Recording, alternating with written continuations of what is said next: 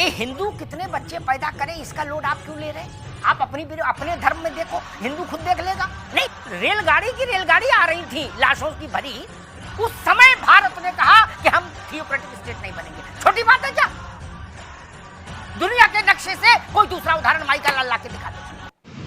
आज का वीडियो ज्ञानव्यापी को लेकर था।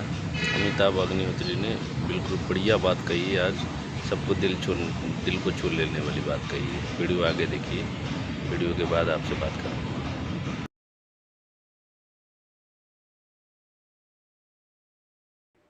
अमेरिका लोकतांत्रिक देश है, वो थियोक्रेटिक स्टेट नहीं है, धर्म आधारित राज्य नहीं है। ठीक, इंग्लैंड भी धर्म आधारित राज्य नहीं है, यतीमा। लेकिन वहां का जो बहुसंख्यक आबादी का धर्म है, ठीक, उसके जो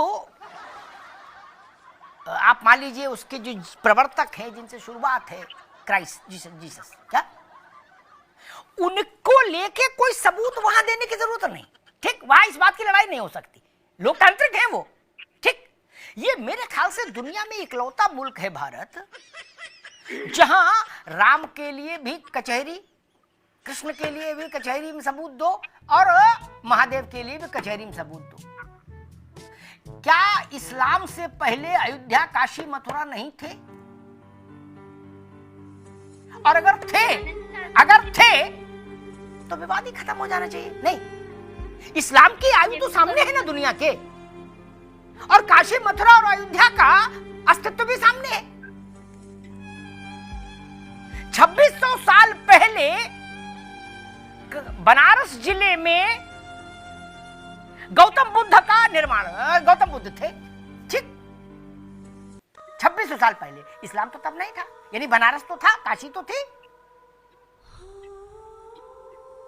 ये आपको ना तो इकलौता देश है इस धरती पर जहां इन तीनों के लिए भी सबूत देने पड़ रहे हों। 500 साल संघर्ष चला अयोध्या के लिए। ठीक, 500 साल लगभग। ठीक, 500 साल पहले ना तो आरएसएस थी, ना भाजपा थी, ना जनसंघ था, ना बजरंग दल था, ना कोई दल था। नहीं, तब कौन लोग लड़ रहे थे? वो जापान से आए थे जो लड़ रहे थे, जो जान दे रहे थे। वो जापान से आए थे कि यूथोपिया से आए थे? ये इसी देश के लोग थे। मुफ्ती साहब, तब तो राजनीति थी नहीं, न चुनाव होते थे। ये सारा खेल कांटा रहा चुनाव का 100 साल का भी तो नहीं है। वहां तो लड़ाई चली 500 साल। तब राजनीति का क्या मसला है भाई मुफ्ती साहब? देखिए, भारत की संस्कृति मेसोपोटामिया से भी पुरानी भारत की संस्कृति है। दुनिया में 2 ही संस्कृति थे, मेसोपोटामिया और एक भारत की संस्कृति बहुत पुरानी है।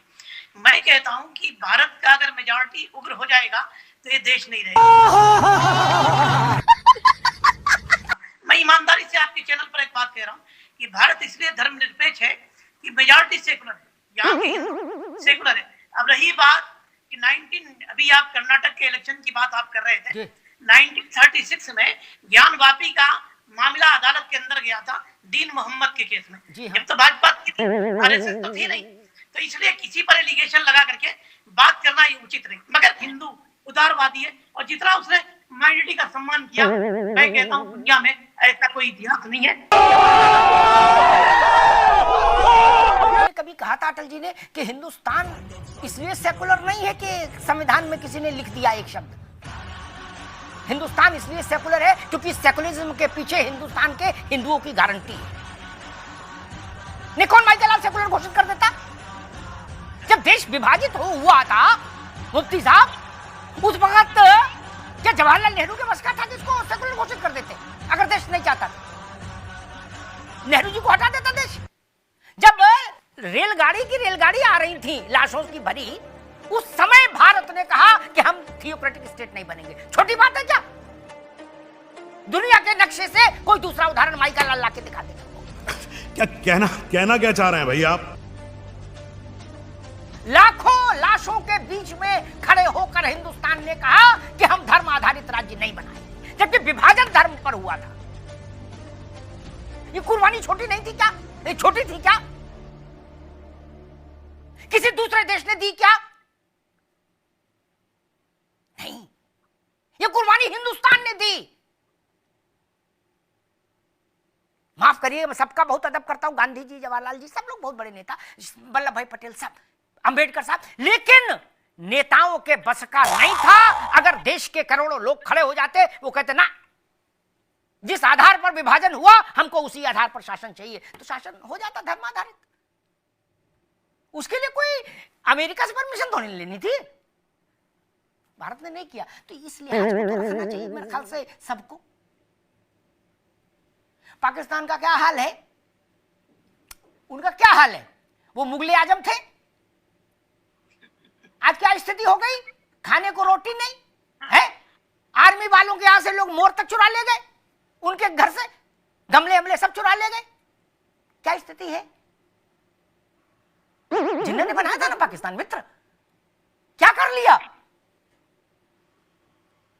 हम भारत में दुनिया की सबसे दूसरे नंबर की सबसे बड़ी मुस्लिम आबादी भारत में रहती है। मुफ्ती साहब मैं सही हूं ना?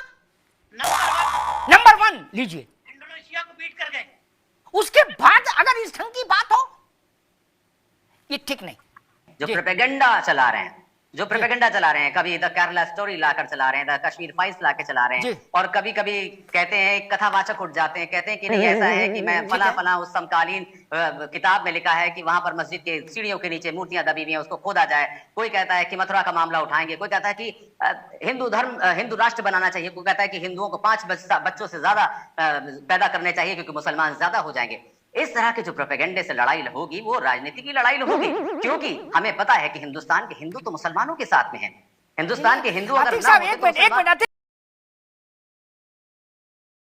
साहब, ये हिंदू कितने बच्चे पैदा करें, इसका लोड आप क्यों ले रहे हैं?